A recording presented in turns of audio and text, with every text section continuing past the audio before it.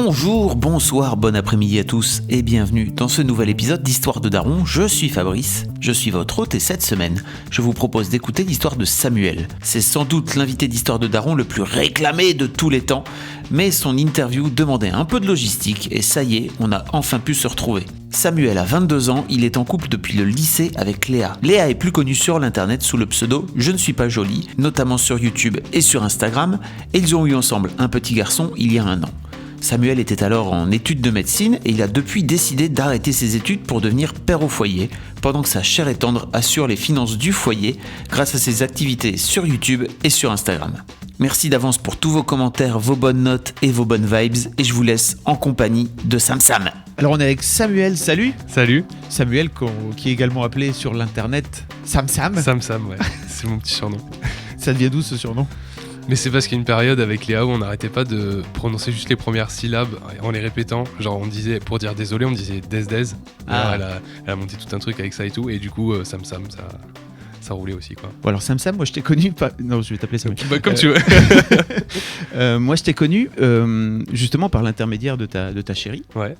qui s'appelle Léa, qui est plus connue sur internet avec le pseudo Je ne suis pas jolie, Ouais, tout à fait. qui a une chaîne YouTube, Oui. c'est ça, depuis qu'elle a 15 ans. Voilà, depuis qu'elle est toute jeune vraiment, et qui et en fait donc tu me racontais tout à l'heure, tu es venu me chercher à la gare, merci beaucoup pour ça, Avec plaisir. parce que vous vivez à Montpellier tous les Oui. deux, et tu me racontais tout à l'heure que vous connaissez depuis le lycée. Depuis la première semaine du lycée en fait, on s'est rencontrés vraiment très rapidement et on s'est mis ensemble autant rapidement et depuis on s'est pas quitté quoi. On s'est Et donc croisés, nos regards se sont croisés comme ça.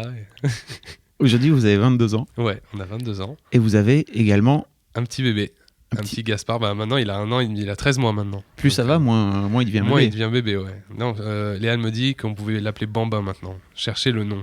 Parce qu'il y a bébé, il y a nouveau-né, bébé, et après il y a enfant. Mais je disais, entre bébé et enfant, il y a un âge où, je sais pas, j'ai l'impression qu'on pourrait trouver un autre nom, quoi. C'est ni un bébé, ni un vrai enfant. Donc elle m'a dit Bambin, c'est bien. Moi j'aime bien Bambin. J'ai un petit Bambin. C'est marrant. Je sens que tu as doute de règle avec ça. En fait je me disais, je pense que j'ai jamais dénommé un enfant au Bambin. Un si petit tu veux. Bambin, non Ouais. C'est- Non, oui, j'ai le terme après, hein, si tu veux, mais voilà. Alors, en fait, pour resituer un petit peu notre histoire à tous les deux, Oui. Samuel, c'est que il y a plein de gens qui m'ont dit il faudrait que tu ailles interviewer Sam Sam. Ouais. Pour resituer les gens qui vous connaissent pas, mais je mettrai tous les liens si Ouais. vous le souhaitez dans les notes du podcast, si vous voulez voir le travail de Je ne suis pas jolie, etc. Vous mettez aussi en scène un peu votre couple Oui. sur la chaîne YouTube. Ouais, de temps en temps, ouais. C'est pas le fond de du travail de Léa, mais de temps en temps, ouais, on fait des petites vidéos, on s'amuse bien. Et forcément, la grossesse a été Annoncé voilà. ouais, sur les réseaux sociaux, puisque ça a été ça a été un chamboulement dans notre vie de toute façon. Donc, vu que le travail de Léa, il est pas mal calé sur l'évolution de sa vie, et ben, c'était important d'annoncer ça, d'accompagner ça. Donc, on a annoncé ça sur les réseaux, effectivement. Donc à l'époque, tu avais 21 ans. Oui, tout C'est à ça. fait. Et en fait, il y a un truc qui m'avait interpellé, c'est que tu étais étudiant en médecine. Oui, ouais. Et je me suis dit, waouh. Alors déjà, premier truc, c'est que vous avez fait un enfant relativement tôt, c'est-à-dire Oui. que effectivement, je sais pas pour les gens qui nous écoutent, mais la moyenne tourne autour plutôt de 29 ans, en moyenne générale en France. Donc vous avez fait un enfant assez tôt. Et puis surtout, faire un enfant plus, faire des études de médecine en même temps, je me suis dit, Ouais. le mec est prêt. Bah, après, l'envie de faire un enfant, c'est vrai que elle est arrivée peut-être plus tôt, effectivement, que statistiquement en France, mais nous, on a aussi un chemin qui est différent du reste des jeunes de notre âge, c'est-à-dire qu'on vivait déjà ensemble depuis 1 an et demi. On vit du travail de Léa, donc on était indépendants financièrement, tout ça, ce qui nous a amené à nous dire bah voilà, qu'est-ce qu'on a envie de faire dans notre vie, qu'est-ce qui vraiment nous procurerait du bonheur et tout ça. Et du coup, c'est vrai que Léa, elle a été très intéressée rapidement par l'éducation, par les enfants, mais sans vraiment l'associer à une envie d'avoir un enfant tout de suite. Mais petit à petit, ça a fait son chemin et on s'est dit bon bah à un moment voilà, on va plus réfléchir et puis on va se dire voilà, on va laisser faire la nature. Et au final, ça arrivait comme ça, c'est arrivé relativement tôt par rapport aux statistiques de quand est-ce que tu arrêtes de te protéger et quand est-ce que tu tombes enceinte, mais on était super contents. Et voilà, ça nous a pas fait franchement peur. Après, c'est vrai que moi, par rapport à la fac, c'était un peu un truc qui me stressait, mais en même temps, je me suis dit pourquoi pas. Voilà, on est motivé. Voilà. Ça te vient de loin, toi, ton envie d'enfant comme ça? Parce que Alors, moi, à 21 ans, vraiment, j'étais pas du tout dans ce délire-là, je pense. Hein. Non, moi non plus, j'étais pas dans un délire vraiment, genre je veux un gosse, machin. Mais déjà, j'ai 3 frères. Je suis pas le plus grand, j'ai un grand frère, mais j'ai 2 petits frères, donc vraiment, j'ai toujours évolué autour d'enfants. Il y a eu mes frères, et puis après, moi, j'adore les enfants. J'ai toujours été super dans un lien fort avec des enfants, quels qu'ils soient. Et voilà, j'ai toujours une facilité à rester avec des enfants, à m'occuper d'enfants, à discuter avec des enfants. Et c'est vrai que quand on a commencé à en parler d'éducation sans vraiment nous positionner nous en tant que futurs parents, eh ben, je me suis dit, ouais, c'est vrai que moi je me sentirais de le faire, quoi. J'aimerais bien, quoi. Et donc c'est venu de là. Et donc en fait, tout est venu de discussions sur l'éducation, Ouais, qui n'est pas c'est forcément ça. un sujet Exactement. dont on parle. Non, mais en fait, Léa, je sais plus d'où c'est venu. C'est vrai qu'elle, je pense, vraiment toujours voulu avoir des enfants rapidement. Mais en tout cas, elle l'exprimait pas, ou en tout cas, c'était peut-être pas encore clair pour elle intérieurement. Et donc, elle lisait plein de bouquins, par exemple d'Isabelle Filiosa. Isabelle Filiosa, qui est quelqu'un qui travaille beaucoup sur les pédagogies de l'enfant, sur les nouvelles, entre guillemets, façons d'éduquer ou en tout cas d'accompagner ses enfants. On va en reparler. Ouais, on va en reparler. Et en fait, petit à petit, moi, je me suis aussi imbibé de ça, quoi. Et c'est vrai que petit à petit, on s'est dit, bah ouais, ça a l'air d'être un truc qui nous intéresse. Et puis, pourquoi pas nous, quoi? Qu'est-ce qui nous empêche aujourd'hui? Donc, comme je te disais, financièrement, ça allait. On avait notre maison, machin et tout. Enfin, on a toujours. Et donc, on s'est dit, vas-y, hein, en avant. Pourquoi pas se faire un petit cobaye finalement? Ah non, pas un cobaye, mais en tout cas, pourquoi pas vivre nous-mêmes l'expérience, ouais, c'est sûr. C'est beau ce que tu dis. Ouais. T'as vu, j'ai essayé de te. Ouais, non, mais moi je tomberai pas dans tes pièges. Et donc, effectivement, tu avais cette particularité aussi, en tout cas de mon point de vue extérieur, qui était le gars est en train de faire un enfant tout en faisant des études de médecine. Et j'imagine, vu ton âge plutôt au début du cursus, Ouais. qu'est-ce qu'il y a un moment donné où tu t'es dit, bah écoute, c'est facile, en fait, on va le faire, let's go, quoi. Je me suis jamais dit c'est facile. Parce que les études de médecine, c'est ouais, alors prenant, j'étais en quoi. 3e année à ce moment-là.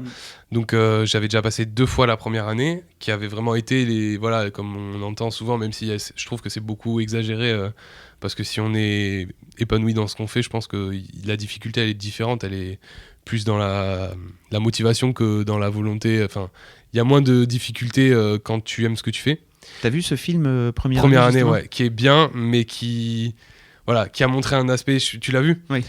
Du coup, sans trop spoil, mais il y en a un des deux qui vrille complet, et c'est bien, mais en même temps, ça arrive quand même relativement rarement. Mais le mal-être étudiant, en tout cas en médecine, il est vraiment présent, et surtout, même s'il est présent en PACES, donc c'est la première année commune aux études de santé, parce qu'il n'y a pas que médecine, et c'est important parce que dans le film, ils disent tout le temps première année de médecine, mais il y a d'autres trucs. Et c'est surtout des années d'après. Donc en fait, moi après, je suis arrivé en 2e année, 3e année. Je me suis investi à fond dans une asso qui s'appelle le Tutorat. C'est en gros des étudiants d'année supérieure qui aident les premières années. C'est gratuit, c'est géré par la fac, c'est trop cool. Je fais la petite pub.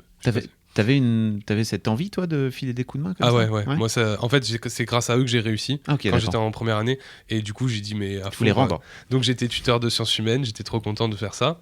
Et après, du coup, j'ai été dans le bureau de l'asso. Donc ça, c'était vraiment un truc très prenant. Et en fait, je me suis plongé plus là-dedans que dans mes cours. L'associatif à la fac, c'est compliqué de gérer les deux. Et après, à la fin de cette année-là, il y a le petit qui est... Enfin non, au début de cette année-là, il y a eu la grossesse. Donc j'ai passé toute ma 3e année avec Léa enceinte. Et il est arrivé en février, donc au milieu de la 3e année. Là, la fac a été cool. Ils m'ont laissé quand même quelques semaines. Enfin, j'aurais pas trop laissé le choix, mais ils ont été cool. Ils m'ont laissé quelques semaines à la maison. Après, j'ai fini ma 3e année. Et là, je redouble ma 3e année, techniquement. Mais ça a été là, cette année, du coup, cette année scolaire, depuis septembre, ça a été vachement compliqué pour moi parce que j'ai éprouvé beaucoup, beaucoup moins de plaisir à apprendre mes cours, à bosser, tout ça, à étudier la médecine, quoi. Clairement, j'avais beaucoup moins de plaisir. En fait, ça m'a demandé un gros travail sur moi de me poser la question, est-ce que vraiment c'est ce que tu as envie de faire? Est-ce que vraiment tu es épanoui dans tes études? Est-ce que tu penses que tu seras épanoui plus tard, tout ça? Et tout ça, ça m'a amené à l'idée que en fait finalement j'étais peut-être pas fait pour ça, j'avais peut-être pas envie de faire ça de ma vie, et que du coup j'ai pris la décision d'arrêter.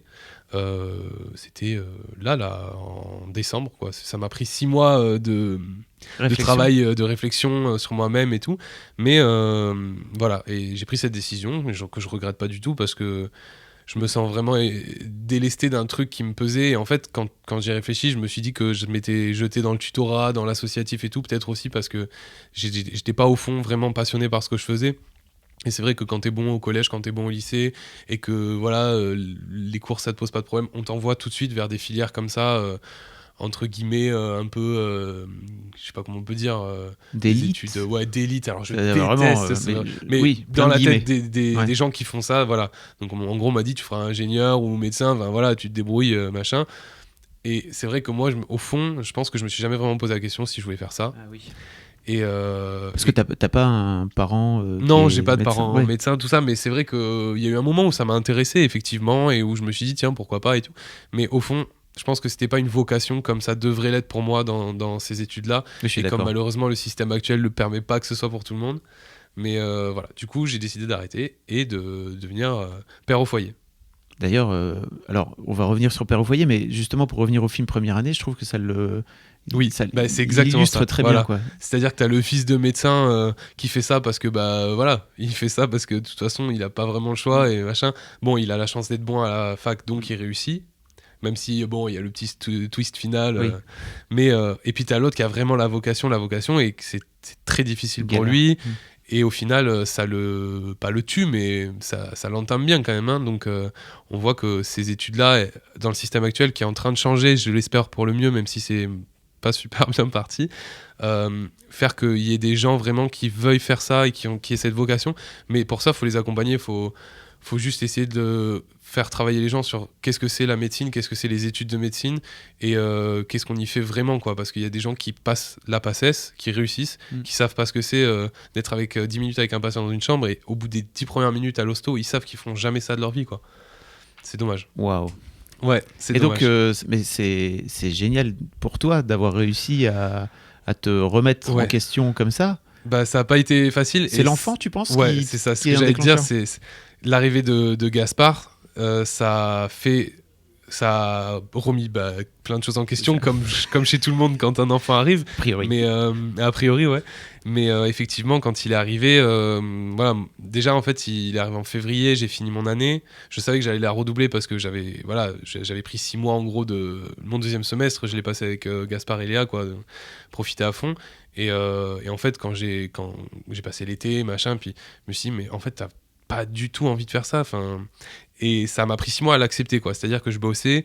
Bon, c'était vraiment difficile parce que quand t'as pas envie de bosser et que tu bosses, c'est compliqué. J'étais d'une humeur exécrable. J'étais pas dans ce que je faisais et je détestais ça, quoi. Donc, au bout d'un moment, j'ai dit, moi, ce que j'aime faire, c'est être avec Gaspard, être avec ma femme, être à la maison, sortir, faire des activités. Et voilà, pour l'instant, c'est vraiment ça qui m'épanouit. Donc, on a le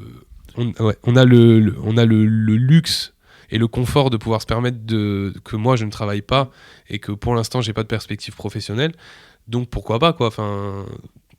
Moi je vois pas le problème, donc on s'est dit, je me suis dit, et j'ai proposé à Léa de faire ça, et elle a tout à fait accepté parce qu'elle est épanouie dans ce qu'elle fait, donc c'est plus facile pour elle, quoi. Et ça lui a pas fait bizarre parce que comme vous en plus vous connaissez depuis super longtemps, j'imagine que pour toi la médecine ça a dû prendre une place énorme en fait au sein de votre couple même. C'est vrai que ça lui a pas fait étrange que tu viennes comme ça toi avec cette décision? Moi je pense que vu qu'elle me connaît peut-être même mieux que moi je me connais, je pense que les femmes elles sont fortes. Elles sont fortes, hein. Elles sont très fortes. Mais je pense honnêtement que elle s'en doutait un peu depuis quelque temps. Mais elle m'a laissé faire mon chemin, tu vois ce que je veux dire. Elle était pas je pense qu'elle l'a su un moment et qu'elle s'est dit je vais le laisser faire son chemin parce que c'est son chemin, et que si je lui dis mais tu ne vois pas qu'il y a un truc qui déconne, que t'as jamais envie de bosser, que t'aimes pas ce que tu fais, je pense que si elle m'avait dit ça, je me serais braqué et ça aurait pas forcément été positif. Et voilà, je pense qu'elle l'a tout à fait accepté. parce qu'au fond, je pense qu'elle le savait un peu déjà, quoi. Puis je me dis sans doute avec le recul aussi que cette décision de faire un enfant alors que tu es en Voilà. plein dans tes études de médecine, ça doit être aussi un petit indice C'est ça. Parce que normalement, je Quand pense on que est concentré, voilà, sur médecine, tu termines quoi. c'est ça, c'est pas forcément compatible, même si de toute façon, médecine, c'est-à-dire que si j'avais attendu d'avoir une situation stable et d'avoir fini mes études, je pense que l'enfant l'aurait eu quoi, à 35, 36 ans.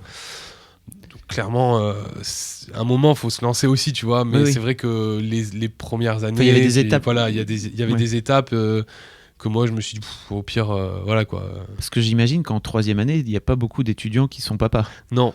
Bah déjà, il y a pas beaucoup d'étudiants qui sont en couple, il y a pas beaucoup d'étudiants qui sont mariés. C'est-à-dire que moi, en 2e année, j'ai annoncé à tous mes potes qu'on allait se marier et qu'on allait se marier, quoi. Ils ont Et déjà, ça, c'était le grand délire, ça a été le sujet de conversation pendant. Donc, tu vois, à côté, quand elle est tombée enceinte, alors les gens croyaient que c'était une blague au début. Et au final, non, mais. Bah oui. Mais voilà. Mais c'est vrai que la culture, j'imagine, est plutôt autour de le boulot, quoi. Le boulot, il y a aussi une grosse culture quand même des soirées, Oui. de la fiesta et tout ça. Mais moi, après, j'ai jamais été là-dedans, donc ça. En fait, j'ai toujours été un peu le gars qui vient jamais aux soirées. Une fois, je suis venu à une soirée vite fait et je pense que tous les gens que j'ai croisés, ils m'ont fait un gros câlin en mode machin. Mais non, c'est pas possible que tu sois là. Qu'est-ce que tu fais là? Tu t'es perdu. Enfin, c'est pour te dire que voilà, j'ai jamais été vraiment dans le délire étudiant, soirée et tout ça. Mais à côté de ça, j'avais plein de potes et voilà, quand on a discuté tout ça, tout le monde était super content pour nous parce que ils nous connaissent quand même, enfin surtout moi, et ils savaient que on était peut-être atypique, mais qu'on était heureux comme ça, quoi. Ok. Donc cette décision Ouais. de devenir père au foyer. Bah, en fait, donc quand j'ai décidé d'arrêter la fac, effectivement, je me suis dit, est-ce que tu reprends un autre cursus? Est-ce que tu fais autre chose? Est-ce que tu trouves du boulot? Est-ce que machin? Et en fait, je me suis dit, qu'est-ce qui te rend heureux? Qu'est-ce qui t'épanouit profondément intérieurement? Qu'est-ce qui fait que le matin, t'as le smile quand tu te lèves? Et la réponse... C'est une très bonne question à se poser. Bah ouais, d'ailleurs, n'hésitez pas chez vous, faites le même exercice. Ça prend quelques temps, mais... Non, mais c'est chiant, ça amène plein de choses. Et moi, effectivement, la réponse, ça a été, c'est ton fils, quoi. C'est ton fils, ta famille, tes moments à toi personnels, mais surtout, voilà, de t'occuper de lui, de proposer plein d'activités, de faire plein de choses, de sortir avec lui, machin. Et en fait, je me suis dit, pourquoi pas, du coup... rester à la maison, parce que effectivement j'avais ce confort de me dire il n'y a pas d'urgence financière, il n'y a pas d'urgence. Ça, c'est vrai que malheureusement on peut pas tous se le permettre, mais nous on avait cette chance là et on a cette chance là grâce à Léa, et donc je me suis dit écoute, pourquoi pas. Et à côté de ça, il y a eu aussi le fait que nous on était très intéressés par l'instruction en famille, et donc l'instruction en famille c'est ce qu'on appelle communément l'école à la maison. Même si j'ai vu dans ton Insta, t'as mis IEF, j'ai dû aller chercher, IEF, tu sais, moi je connais pas tous ces acronymes là. IEF, c'est c'est instruction en famille, c'est l'école à la maison, même si j'aime pas, parce que école à la maison, ça voudrait dire qu'on transpose l'école, juste tu le fais chez toi, et pour moi c'est pas du tout ça, mais je sais pas si on y reviendra peut-être un peu plus tard, mais en gros du coup on était très intéressés par ça, mais effectivement moi avec ma perspective de la fac et Léa avec le boulot, on s'est dit peut-être pas pour nous, donc on cherchait plutôt des écoles un peu alternatives et tout. Et puis quand j'ai décidé d'arrêter à la fac, je me suis dit mais c'est trop bien, parce que du coup on va pouvoir faire ça avec Gaspard, on va pouvoir évoluer et apprendre des choses ensemble, partager des moments ensemble, et puis voilà, s'instruire ensemble, donc on a foncé là-dedans, quoi.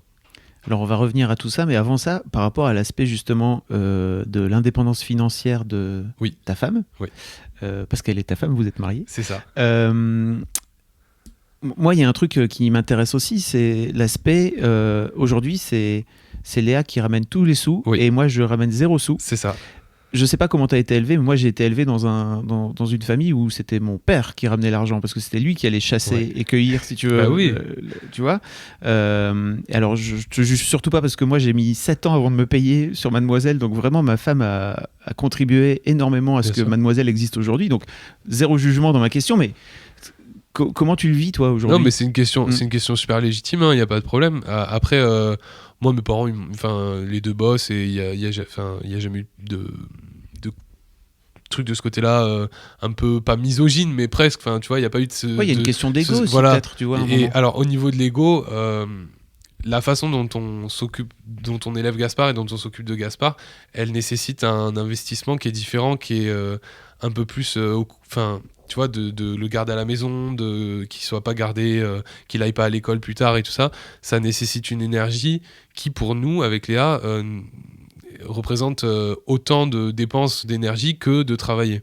Et donc de ce côté-là, si tu veux, le fait que Léa elle ramène de l'argent, pour nous, si tu veux, c'est pas vraiment supérieur au fait de s'occuper de Gaspard, tu vois ce que je veux dire ? Ah bah carrément. Et du coup, c'est vrai que moi, ça me pose vraiment zéro problème de pas ramener d'argent à la maison, même si pendant longtemps, parce que ça fait 7 ans qu'on est en couple, et tu vois très bien quand moi j'avais mon argent de poche et que Léa elle avait son salaire, forcément les cadeaux, les voyages et tout, c'était voilà. Parce que Léa, donc pour expliquer peut-être aux gens qui connaissent pas, mais en fait Léa avec sa chaîne YouTube, ça lui permet elle a été indépendante financièrement aux alentours des 17 ans quoi. Voilà. Ça lui permet de ramener vraiment de l'argent. Enfin, elle fait beaucoup de vit, vues. Quoi. Elle fait, voilà. On en vit, elle a une entreprise. C'est un vrai métier. C'est un vrai métier. Elle a une entreprise, des salariés. Là, d'ailleurs, on est dans ses bureaux. Ouais. Donc, voilà. Ça me pose aucun problème parce que pour elle, en fait, ça me pose aucun problème parce que elle, ça ne lui pose aucun problème. Et c'est ça qui est important. C'est que dans le couple, les deux soient d'accord, que ce soit l'homme ou la femme. Il y a plein de couples où il y a des femmes au foyer, les gens ne se posent pas la question parce que c'est une femme.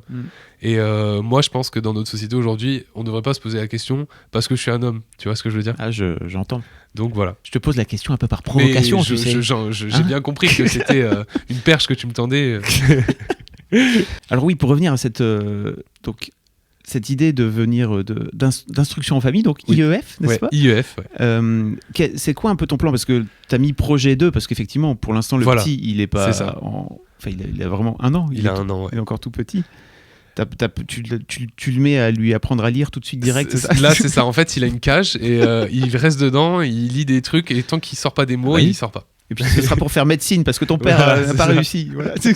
Non, mais en gros, donc l'instruction, il faut savoir que l'instruction en famille, si je dis pas de bêtises, maintenant c'est passé à 3 ans obligatoire.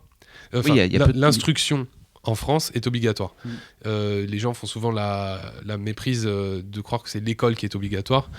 C'est l'instruction qui peut être en famille, du coup, qui peut être à la maison ou à distance ou dans des maisons, dans les écoles traditionnelles, il n'y a pas de problème. Mais maintenant c'est passé à 3 ans, c'était à 6 ans et il me semble que maintenant c'est passé à 3 ans, à vérifier. Oui, il y a peu de temps. Voilà, il y a peu de temps. Je ne sais pas si ça a été voté ou si c'est... C'est dans le projet de loi. C'est dans le projet de loi. En tout cas, le projet c'est de raccourcir, de rajeunir l'âge d'instruction obligatoire. Je vous mettrai un lien dans les notes, comme ça, un vrai lien avec une vraie source. Et donc le plan là, c'est que de toute façon là on va passer 3 ans à profiter, plus que 2 ans du coup. 2 ans, le temps passe là, vite. Notre quotidien en gros avec Gaspard pour l'instant c'est des sorties, le parc, les activités, aller voir la famille, aller voir les amis, voilà. Et puis à partir de 3 ans, ce sera la même chose, mais en profitant en fait des opportunités du fait qu'on soit complètement libre, c'est-à-dire surtout le voyage. Nous on est très branchés, on veut vraiment qu'il voyage, mais que ce soit même juste en France, tu vois, d'aller visiter des beaux châteaux, c'est toujours pareil. En fait, l'instruction en famille, en tout cas comme nous on veut la pratiquer, c'est de profiter des opportunités d'ouverture de l'enfant, c'est-à-dire que c'est quoi un château fort machin, tu veux voir ce que c'est des châteaux forts, viens on va faire genre 1 semaine, on fait 3 châteaux dans la Loire ou je sais pas où machin, et on profite en fait de lui, l'intérêt qu'il a pour apprendre des choses, et c'est comme ça qu'on considère que ça sera le plus pédagogique pour lui, parce que du coup ce sera une initiative qui viendra de lui. Or, aujourd'hui, tu vois, à l'école traditionnelle, on sait très bien que de mettre quelqu'un de 9h à 17h à apprendre des trucs en faisant maths, puis français, puis anglais, machin, ça a un côté contre-productif. Quand tu dis on sait très bien, il y a des études. Ouais, il y a des... tu sais, par exemple, rien que par rapport au sommeil, mais là, c'est pour les enfants un peu plus âgés, mais par rapport au sommeil, on montre... j'ai pas les chiffres en tête, mais peut-être que si tu m'enverras des liens. Voilà, je t'enverrai des liens. Mais les horaires du collège, par exemple, en France, c'est une catastrophe pour le cycle du sommeil de l'adolescence. C'est des choses que nous, on a envie d'éviter. Et on a vraiment envie de profiter du fait qu'on ait cette liberté de voyage, cette liberté de ressources aussi, parce qu'effectivement, c'est un métier. Et c'est un métier qui est pas facile d'apprendre des choses aux enfants. Mais en attendant... si on s'investit à 100%, et moi c'est ce que je compte faire, même à 3000%, je pense qu'on peut réussir à avoir les ressources nécessaires pour l'amener, lui, vers une ouverture d'esprit et une bienveillance et une connaissance qui sera égale ou en tout cas qui sera à celle qui apprise à correspondra l'école. celle prise à l'école traditionnelle, quoi. Je me demandais, parce que donc, pour resituer un petit peu, il y a un épisode où il y a Freddy, qui est donc plus âgé que toi et moi, clairement, qui a aujourd'hui des grands enfants et qui a décidé de ne pas les scolariser quasiment à leur naissance. Donc je vous invite à écouter cet épisode si vraiment le sujet vous intéresse, parce que alors moi je suis arrivé non pas avec des préjugés mais en tout cas avec plein de questions, parce que j'ai plutôt eu tendance à foutre mes enfants dans l'école traditionnelle et en fait à les voir évoluer là-dedans, et j'avais plein de questions par rapport à Freddy. Vraiment, je pense que c'est un des épisodes qui m'a le plus mindfuck de tous les interviews que j'ai pu faire, parce qu'il m'a vraiment montré, tiens regarde, une autre réalité est possible, et je pense que Freddy lui il l'a fait je pense plutôt par trip et par intuition à un moment donné, de se dire mais en fait c'est des enfants libres, et enfin c'est des êtres libres en fait, qu'est-ce que je vais venir leur imposer, tout à fait. Ce qui, bon alors moi ça je l'entends à 1000% vraiment par rapport à cette idée là, mais qui lui l'ait eu d'entrée, de dire en fait l'école va les contraindre, donc pourquoi l'école, à quoi ça sert, enfin de remettre tout le système en question, c'est vraiment un énorme boulot. J'aimerais savoir toi de ton côté comment t'en es venu à faire ce chemin là, justement comment vous en êtes venu avec Léa à faire ce chemin là. Alors déjà au-delà de l'instruction, on a eu un chemin vraiment par rapport à l'éducation, en tout cas à l'accompagnement de l'enfant. Oui, j'ai vu que t'as mis un autre acronyme. J'ai mis NVEO. Qu'est-ce que ça veut dire ça ? Je sais pas, j'ai cherché, j'ai trouvé, mais dis-moi. VEO, c'est violence éducative ordinaire. Donc c'est un acronyme qui... d'ailleurs, il y a une loi qui est passée aussi là-dessus. C'est un acronyme qui désigne tout ce qu'on fait au quotidien qui peut et qui est souvent ressenti comme violent pour l'enfant, même si c'est pas de la violence physique, c'est pas des claques, même si ça évidemment ça va proscrire, mais voilà, c'est le chantage, c'est l'isolation, l'isolement. Pardon. C'est pas grave. Tu pourras couper ça au montage. Bah non, je vais pas le couper, c'est trop tard. Mince. L'isolement. Donc, oui, c'est de dénigrer l'enfant en fait. Mais même il y a des choses on se rend pas compte. Mais tu vois, et ça, c'est vrai que les réseaux sociaux et Internet aident beaucoup à se rendre compte de choses comme ça. C'est que par exemple, tu vois, le change de la couche. Par exemple, pour nous, à chaque fois qu'on change la couche de Gaspard, on lui explique, on lui dit là je vais t'enlever la couche, là je vais te nettoyer le sexe, là je vais est-ce que c'est bon, est-ce que ça te va, ok, il va pas te répondre ouais vas-y c'est bon, qu'est-ce que t'attends, mais en attendant, puisqu'on va très rapidement lui expliquer que voilà, son corps c'est son corps et qu'il y a personne qui peut le toucher sans son consentement et tout ça, pour nous ça nous paraît important ce genre de petits détails, parce que qu'on lui touche le sexe, qu'on lui touche les parties intimes sans le prévenir, pour nous ça nous paraît violent, tu vois. Waouh, vous êtes loin. Et ça paraît très loin pour plein de gens, mais ça nous paraît logique, tu vois. C'est d'une logique dingue. Mais je l'avais pas associé le consentement à... mais en attendant, le plus jeune âge. Déjà, on estime que c'est pas parce qu'il ne parle pas qu'il n'a pas des besoins et des ressentis qui ont besoin d'être exprimés. D'ailleurs, tu vois, on a développé avec lui, on fait vachement de langage des signes. Et là, Gaspard, quand il veut par exemple encore quelque chose, il fait le geste avec les mains de encore alors qu'il parle pas. Il peut nous montrer tété, c'est comme ça, fini. Donc il y a plein de choses qui peuvent se mettre en place pour. C'est pas très radiophonique, mais en gros, il y a des gestes, il y a des signes et c'est cool. Et vous pouvez aller voir sur l'Insta de Léa, elle en a mis. Donc. Toutes ces violences éducatives ordinaires, nous on essaye de les proscrire, même si c'est sûr que on en fait tous, c'est évident, le but c'est pas d'être parfait, c'est d'être suffisamment bon. Ça c'est hashtag sociaux de Passes, Winnicott, ça c'est un philosophe sociologue américain, n'hésitez pas, c'est un mec fun, il parle de ça, la mère suffisamment bonne, le soin suffisant, bon bref. Oui, c'est que ça aide à déculpabiliser de la perfection. On sait qu'on sera pas parfait et il faut juste être suffisamment bon et rechercher à être suffisamment bon. Et voilà. Mais en gros, les violences éducatives, c'est tout ça. Et encore, il y en a plein. Enfin, je veux dire, privé de dessert. Qu'est-ce qu'il y a, tu vois, c'est toutes les petites humiliations. C'est toutes les petites humiliations, les petites choses que nous on considère comme normales, mais qui en fait peuvent être super super violentes et qu'on ne ferait jamais à un adulte. Tu vois, Genre, jamais, je vais venir te voir, on s'est jamais vu, et je vais te prendre la joue et je vais te la pincer comme ça bien fort en disant « Oh, mais t'es mignon, toi !» Alors qu'on s'est jamais vu, tu vois. Pourtant, quelqu'un dans la rue... Ça serait sympa en même temps. Ce serait sympa. Après, chacun son délire. Hein. mais moi, quelqu'un me fait ça dans la rue, je le connais pas. Oui. Je réagis pas super bien. Et ben, mon fils, quand il est avec moi dans la rue, personne vient lui faire ça. Et il y a déjà des gens, tu vois, qui ont des petites approches, des fois, tu vois, qui sont sympas. Et tu leur dis, bah... Gaspard, il a peut-être pas envie d'être tout de suite touché par un inconnu, même par les membres de la famille. Au début, ça a été ça aussi, tu vois, les premières semaines. Tout le monde ne le prend pas dans les bras d'un coup comme ça, c'est pas la tournante. Voilà, c'est plein de petites choses qui nous ont amenés à nous dire ok, l'école c'est source de violence éducative ordinaire. Et ça, c'est une réalité que nous, en tout cas, c'est un fait que nous on estime comme réel. C'est pas le cas de tout le monde. Il y a plein de gens qui sont très satisfaits du système, mais c'est pas un problème. Mais nous, que vous avez vécu. Voilà, qu'on a vécu nous et qu'on n'a pas super mal vécu. Enfin, je veux dire, on a eu la chance de pas être victime d'harcèlement à l'école. On a eu la chance de pas avoir plein de problèmes à l'école qui sont fréquents pourtant pour d'autres. Mais on s'est dit, nous, on n'a pas envie de ça pour notre enfant. On a envie qu'il soit vraiment libre et qu'il soit complètement dans une ouverture et dans une liberté qui, pour nous, n'est pas permise à l'école. Et donc, c'est là qu'on a décidé de faire l'instruction en famille, du fait que moi, j'ai arrêté la fac et que c'était possible pour nous, quoi. Comment a vécu votre entourage, notamment toute cette histoire de pas le prendre, de passer de bras à bras, etc. Comment vous avez réussi à expliquer ça? C'est beaucoup, ça demande beaucoup de pédagogie, beaucoup de discussions. Alors on les a préparés très tôt, hein. Comme je te disais, on avait beaucoup lu avant et on s'était beaucoup intéressé à ça avant. Et donc on en parlait déjà avant qu'il arrive, mais quand il est arrivé, c'est vrai qu'il a fallu expliquer, là tu vois, rien que les premières visites à la maison, une fois qu'on est rentré de la maternité, c'était un ou deux membres de la famille à chaque jour, et c'était tranquille. Au début, on le prend pas. Si tu vois qu'il a pas de problème avec le fait que tu le prennes, tu peux le prendre, mais voilà, tranquille, quoi. On prend son temps. Et c'est vrai que ça demande de la pédagogie, mais tu vois, nous, on porte Gaspard en écharpe,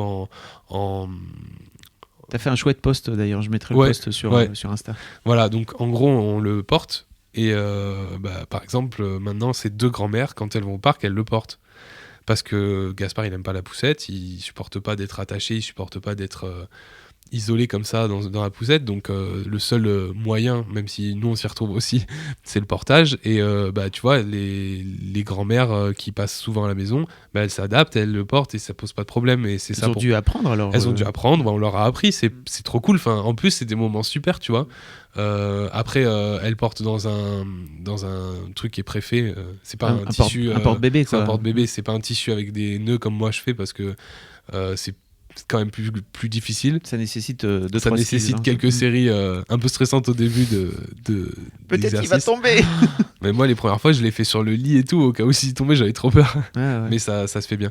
Et voilà, tout le monde s'adapte et ça pose pas de problème parce qu'ils savent que c'est dans la bienveillance et que c'est dans la bonne humeur et on n'est jamais en mode ah mais non, tu fais pas ça, machin, tu vois. Tu vois, Gaspard, il essaye de faire... il a un jeu où il doit mettre des cercles troués dans une tige en bois, là, et on l'aide pas à le faire.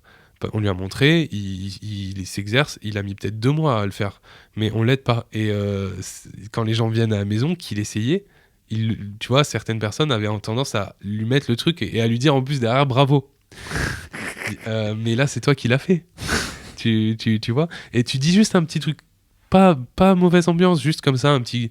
Et puis au final, les gens ils comprennent et ils s'adaptent et voilà, il y a jamais eu de problème de ce côté-là. C'est cool. Ouais, on a un environnement qui est bienveillant aussi. J'ai eu des soucis. Moi, j'étais juste un peu bloqué sur les jouets genrés, si tu veux. Ouais. Et ça a déjà été très compliqué. Ça, c'est compliqué. Mais c'était il y a un petit moment. Ouais. C'était il y a. Attends, il y a plus longtemps. Gaspard, à son anniversaire, quelqu'un lui a offert de la famille une poupée black fille. Et là, on est allé trop loin dans la transgression. Là. Vous êtes fort, hein.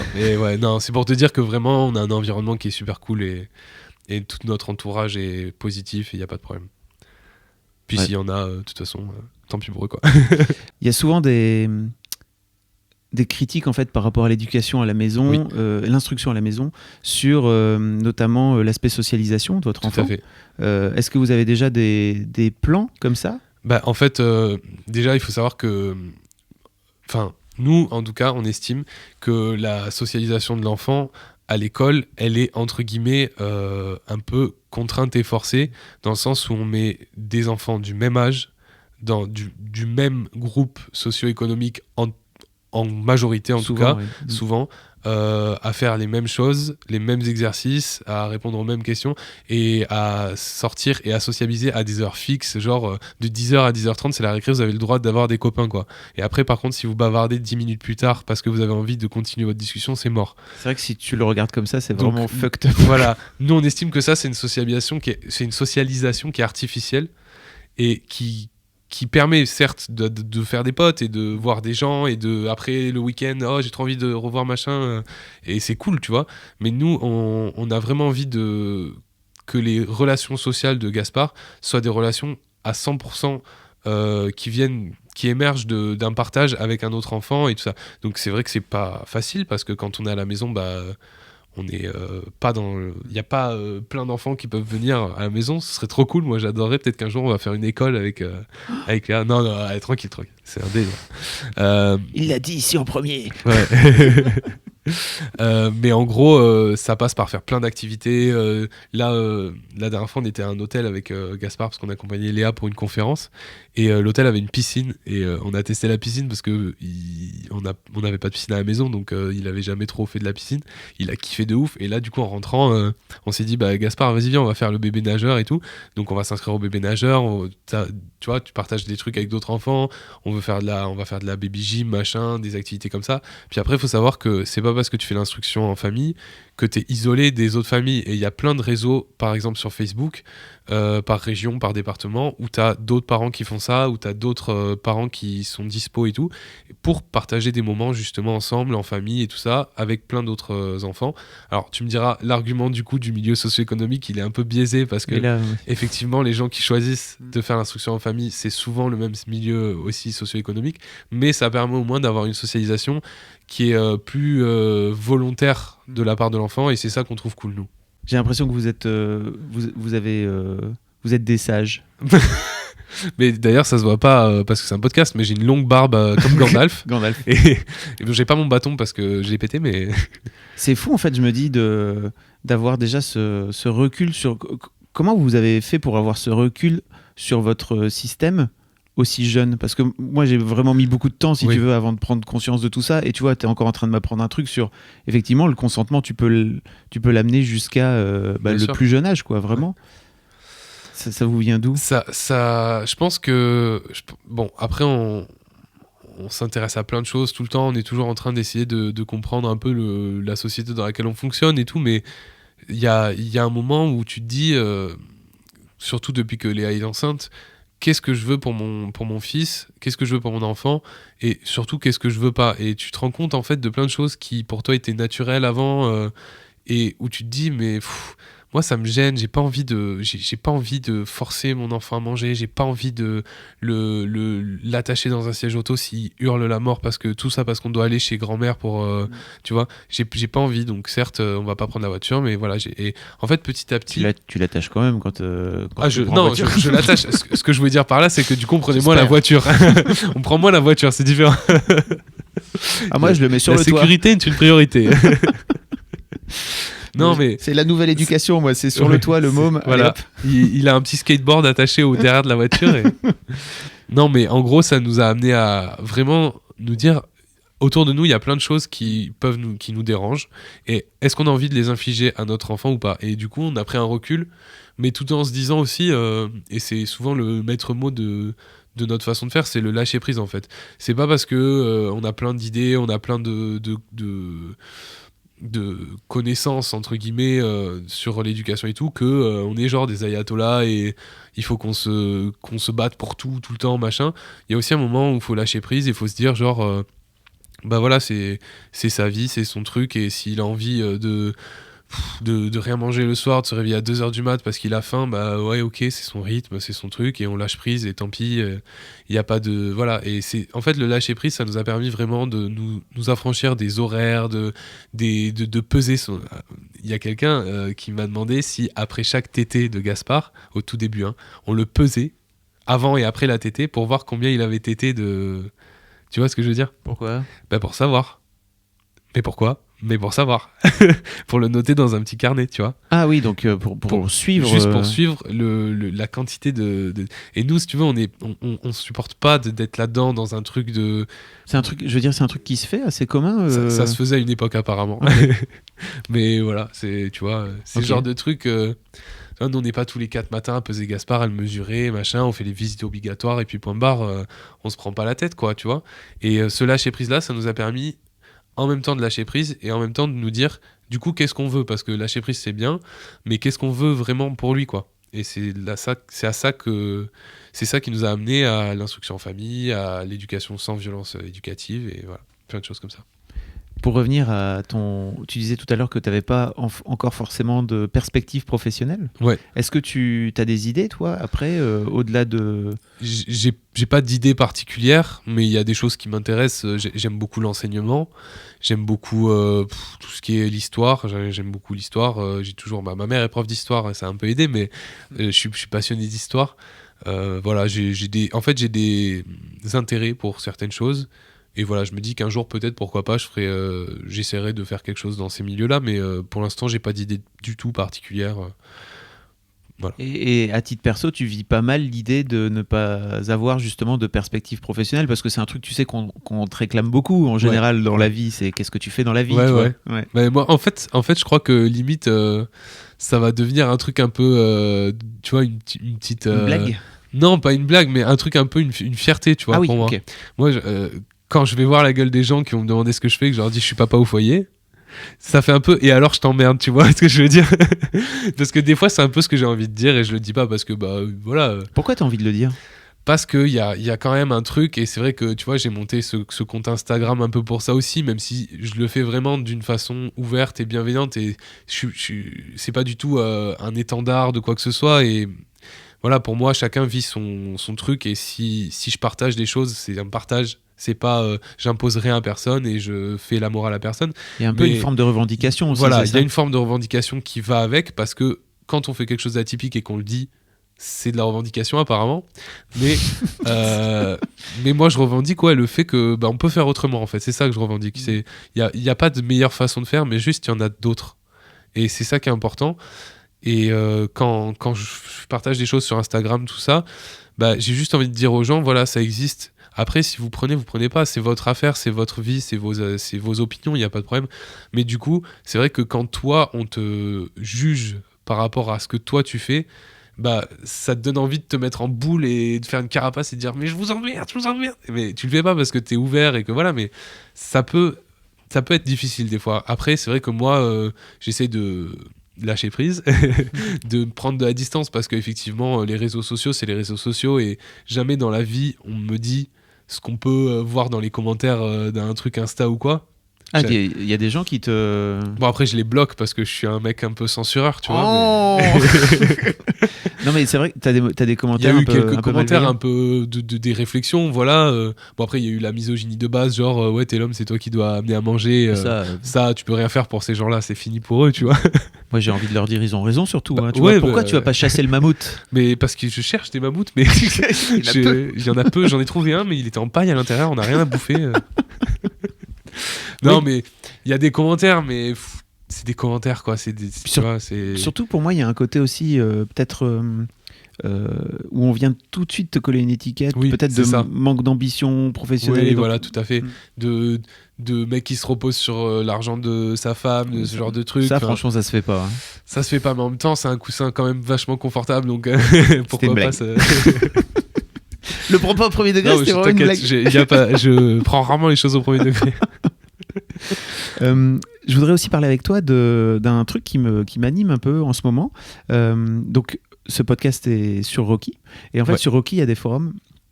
Et sur ces forums, il y a des forums parentalité. Et je vois qu'il y a énormément de griefs en fait, de la part des jeunes mamans contre les jeunes pères. Et en fait, je suis en train d'écrire, donc sans doute il sera sorti au moment où ce podcast sortira, un article qui parle de ma propre expérience, où je pense, avec le recul, donc ça fait longtemps, ça fait 13 ans bientôt, que j'ai dû me battre contre ma femme à l'époque, parce qu'elle avait un peu cette sensation de t'inquiète, je vais m'occuper de tout. Et en fait, t'en occupe pas. C'est un peu. Alors, en fait, elle a jamais voulu m'évincer très clairement. Enfin, ça n'a jamais été son envie particulière, mais elle avait cette idée de j'ai besoin que ce soit. J'ai besoin d'être utile et j'ai besoin d'être utile pour mon enfant.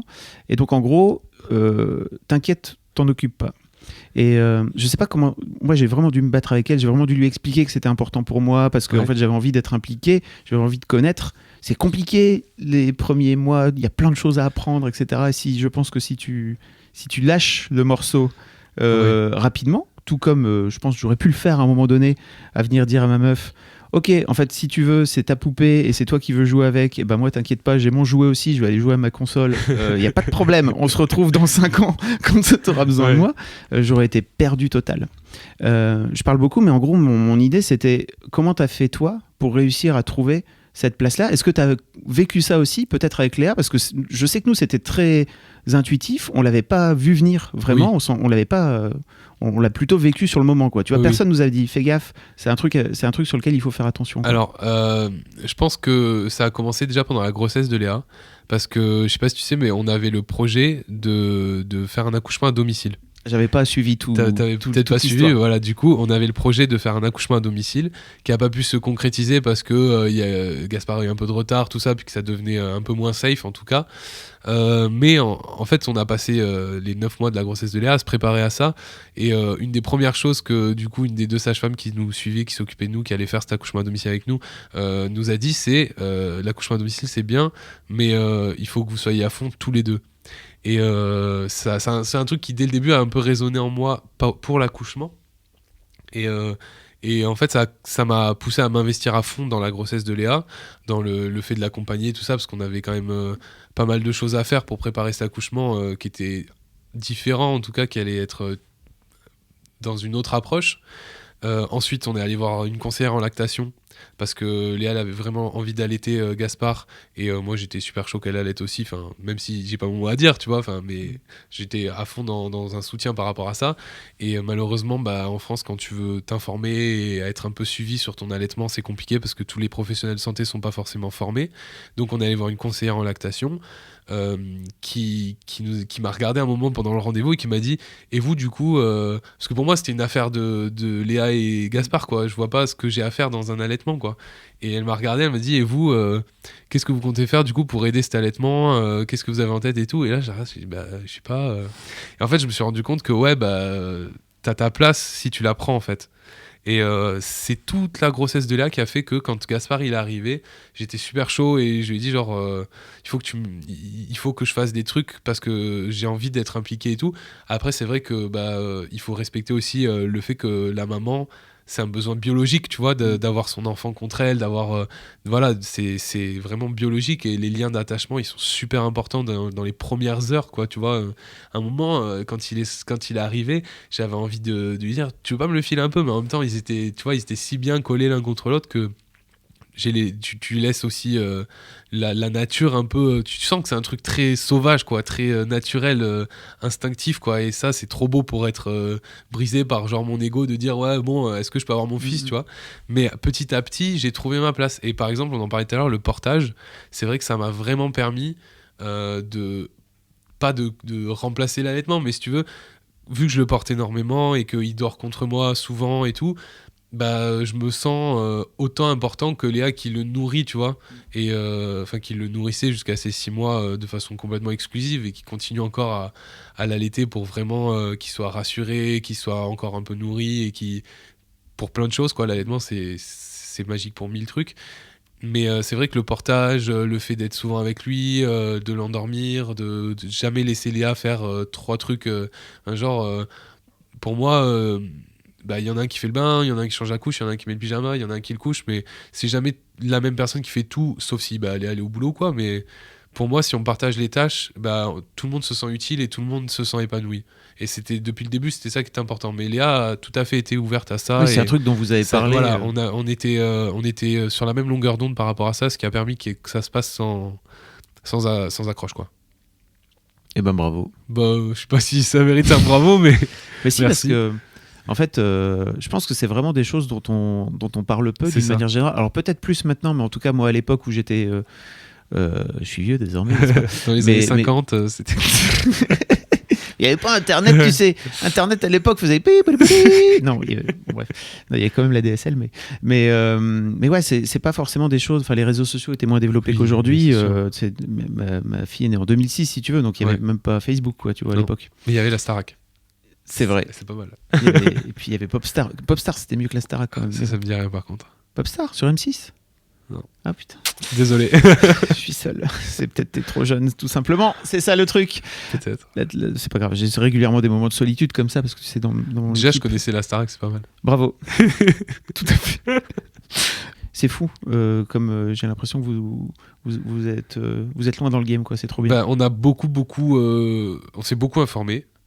Même si c'est vrai que avec Internet c'est beaucoup plus facile de s'informer, on est allé voir plein de conférences, on est allé voir plein de. En fait, on a décidé de vraiment prendre ce bébé comme un investissement à 3 milliards de %, quitte à être un peu pas excessif, mais tu vois, être vraiment dans un truc où on se donne à 300% et peut-être que des fois du coup c'est vrai que t'es un peu fatigué, t'as un peu le moral dans les chaussettes et tout parce que t'as fait plein de trucs le soir, t'as juste envie de pioncer, tu vois, mais au final ces moments-là ils sont tellement minimes par rapport au bonheur que c'est pour moi en tout cas, genre d'avoir Gaspard qui s'endort contre moi en écharpe, enfin voilà, il y a des sentiments comme ça qui t'apportent tellement que tout le négatif que ça peut apporter aussi, tu l'oublies, quoi. Et nous, on est parti sur un truc où on a tellement de côtés positifs que les petits côtés négatifs, on les oublie facilement. C'est quoi les petits côtés négatifs que tu vois là aujourd'hui ? C'est ça, c'est tu vois, le fait de s'investir comme ça. Tu t'investis comme ça, tu vois, tu peux pas te dire de temps, j'imagine, tranquille, là j'ai envie d'aller voir un film au ciné. Donc c'est sûr que des fois t'as des envies comme ça. On s'organise pour avoir des moments pour nous chacun, voilà, mais genre moi je suis allé voir un film au ciné, c'était quand je suis allé voir Les Crimes de Grindelwald 2, tu vois. Ouais. Enfin non, Les Animaux Fantastiques 2, ouais. Les Crimes de Grindelwald, et c'est tout, quoi, depuis qu'il est né. Ah ouais.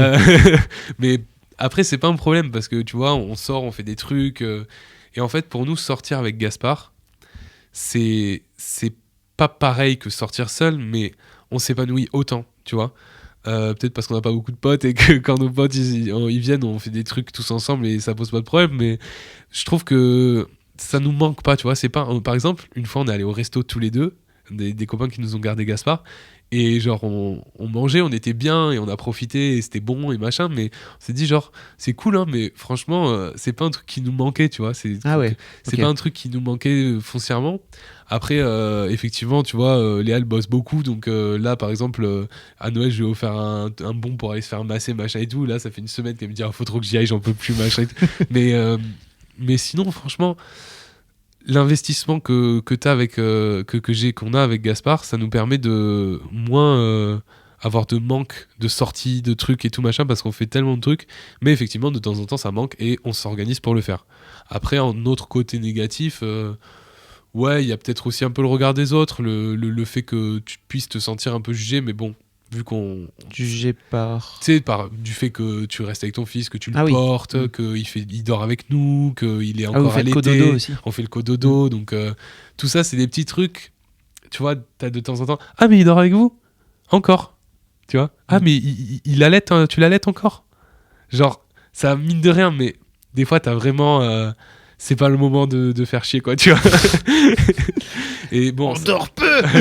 Ouais, c'est ça. Donc de temps en temps c'est un peu lourd, mais sinon il y a que du kiff. Comment t'as parlé très rapidement de votre couple, en fait. Comment t'as la sensation que l'arrivée de cet enfant, quel impact ou quelle transformation ça a eu sur votre couple, qui l'air de rien, ouais. Je rappelle, en fait, vous vous êtes connus quand vous aviez 16 ans, c'est ouais, ça 15 ans. Ouais. Aujourd'hui vous avez 22. Oui. Et tu me disais, en gros, vous avez vécu un tiers de votre vie pour l'instant ensemble, quoi. C'est ça. Alors, en fait, c'est vrai qu'on a toujours été un peu le couple, tu vois, qui est ensemble, quoi. Tout le lycée, machin, on était... ça mêlait, quoi, tu vois. Un peu à la Marshall et Lily dans How I Met, tu vois. Le couple un peu fusionnel. Voilà, quoi. c'est ça. Ouais. Et là, d'un coup d'un seul, paf, voilà, il y a une tierce personne qui arrive. Là, il y a Gaspard qui est arrivé. Donc, effectivement, c'est compliqué de retrouver cette relation de couple aussi, tu vois, tous les deux, machin. Mais on a réussi à retrouver nos marques. Et en fait, ça a demandé un petit travail quand même, mais pas sur notre couple, plus sur nous-mêmes chacun, tu vois. Donc Léa, elle a fait son chemin sur elle-même, sur voilà, certains trucs qui allaient peut-être pas forcément dans cette nouvelle dynamique. Et moi, pareil, bah, tu vois, par exemple, avec la fac, tout ça, avec tous mes questionnements que j'ai eus, en fait, de régler nos problèmes chacun personnels, ça nous a fortifiés en tant que couple. Et ça a fait que l'arrivée de Gaspard, elle a été sereine et elle a été tout à fait homogène, tu vois. Et vous en parliez ensemble, en fait, du Ouais. fait que vous étiez en train chacun de C'est galérer ça, sur vos trucs. on savait que, bah voilà, tu vois, Léa elle avait son petit bout de chemin à faire, moi j'avais mon petit bout de chemin à faire, et c'est des trucs qu'on peut faire que nous-mêmes. Tu peux pas aider l'autre dans ces moments-là, ou juste le soutenir. Ça tu peux, mais tu peux pas intervenir. Et c'est vrai que on a eu chacun nos trucs à régler, et puis maintenant que voilà, on est quand même dans un truc très très stable et très épanoui, bah ça pose pas du tout de problème, et on a vraiment la sensation d'être un foyer, d'être une famille, et voilà quoi, on est tous les trois, quand on est tous les trois, on est trop bien quoi. Est-ce que ça va partir sur d'autres enfants, j'ai l'impression? Ça, c'est sûr. C'est l'objectif. On a envie d'avoir d'autres Ouais. enfants, c'est sûr.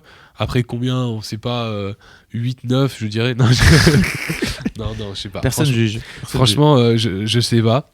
Mais par contre, ce qui est sûr, c'est que ce sera pas tout de suite. Parce qu'on a envie de vraiment prendre le temps d'être à fond avec Gaspard, et voilà, comme je te disais, ça demande un investissement qui est tellement intense d'être avec lui tout le temps et tout, que moi en tout cas, et peut-être Léa aussi, c'est vrai qu'on n'en a pas forcément parlé concrètement, mais moi je me sentirais pas là d'avoir un deuxième enfant, parce que je sais que ce sera au détriment de ce que j'ai envie de faire avec Gaspard, tu vois. Donc ce sera dans plusieurs années, mais ce sera un jour, ouais. Donc Léa est pas au courant, c'est ça? Je peux lui envoyer ce fichier? Ah si, non, comme mais tu dis que vous en avez pas parlé. Non, mais on n'a pas parlé enfin, j'ai pas d'une envie de parler deadline. pour elle en fait, mais Oui, c'est ça. moi personnellement, je sais que je me sentirais pas. Ok. Et je sais que Léa non plus, vu ses heures de sommeil en ce moment, mais voilà, on a envie de prendre le temps d'être à la cool et de pas se prendre la tête, quoi. Trop bien. J'ai une dernière question que je pose à tous les darons, et encore plus à toi parce que t'es un jeune papa et t'as un petit enfant. Ouais. Qu'est-ce que tu as envie de dire à Gaspard s'il t'écoute dans 10 ans? Ah, j'étais pas prêt, il se retrouve sur l'internet de dans 10 ans, tu vois. Salut. Surtout, n'hésite pas à utiliser des objets rétro comme le téléphone et l'ordinateur pour écouter des podcasts. Ça fait un peu vieillot à ton âge, mais n'hésite pas, hein, c'est cool. J'espère que tu kiffes toujours Queen. J'adore. Et il a des bons goûts. Ouais, il a des bons goûts. Il a des bons goûts musicaux de toute façon. Brassens et Queen, c'est sa vie, donc tu vois. Bravo. Je sais pas, qu'est-ce que j'ai envie de te dire. J'espère que t'es épanoui, j'espère que tu m'en veux pas pour toute la musique et pour les chansons et la guitare et tout. Et surtout, profite, continue à profiter et à être libre, et voilà, je t'aime fort. Ah, c'est beau. C'était émotion, ça. C'est marrant parce que souvent les invités ils regardent la machine. Ouais. Là, t'as regardé la machine. Ouais, j'ai regardé la machine. Mais comme si tu voulais lui parler. Ouais, c'est rigolo. N'hésite pas à faire sortir un hologramme de toi tout de suite si la technologie t'en permet maintenant. Non, échec. Tant pis. Dommage. Merci beaucoup. Merci à toi. J'allais dire merci beaucoup Gaspard, mais non, merci beaucoup Sam, n'importe quoi. Je mettrai un lien parce qu'effectivement, donc on l'a mentionné très rapidement, mais tu as créé un compte Insta. Ouais, c'est un petit truc pour partager. C'est un petit truc sur lequel tu as 56K abonnés, j'ai vu, donc calme-toi. Mais c'est pas moi, c'est parce que Léa elle m'a partagé, du coup forcément. Léa, donc il y a beaucoup d'abonnés sur Insta. Mais ouais, je trouve que tout ce que tu partages est vraiment super bien, et je pense que ça peut être une bonne porte d'entrée aussi pour... Pourquoi pas? Pour découvrir d'autres acronymes comme NVO, IEF. Voilà. Est-ce que j'en ai d'autres? Non, pas comme ça. Si, t'en as forcément d'autres, mais pas de tête comme ça. Mais plein n'hésitez pas. Un grand merci beaucoup. Merci à toi. Salut. C'est terminé pour cet épisode, un grand merci d'avoir écouté. Je vous invite à venir réagir soit sur l'Instagram de Rocky, c'est sur RockyMag, ROCKIEMAG, soit sur mon Instagram perso, moi je suis sur FabFlorent, FABFLORENT, soit sur YouTube, sous la vidéo de cet épisode, vous trouverez le lien dans les notes du podcast. J'adore lire vos commentaires. Je vous rappelle aussi que si le concept vous plaît, vous pouvez en parler autour de vous, partager sur les réseaux sociaux. Le bouche à oreille, c'est encore le meilleur moyen de faire connaître ce programme. Si vous voulez passer à mon micro, que vous avez une histoire ou une situation qui fait de vous un daron un peu particulier, vous pouvez écrire un mail à histoirededaron@rockymac.com, histoire de daron, histoire avec un S, daron avec un S. Je vous mets l'adresse directement dans les notes du podcast. Enfin, je vous rappelle qu'un nouvel épisode d'Histoire de Daron sort chaque premier et troisième lundi de chaque mois. Rendez-vous donc très bientôt pour le prochain et d'ici là, je vous souhaite à toutes et à tous une très belle vie.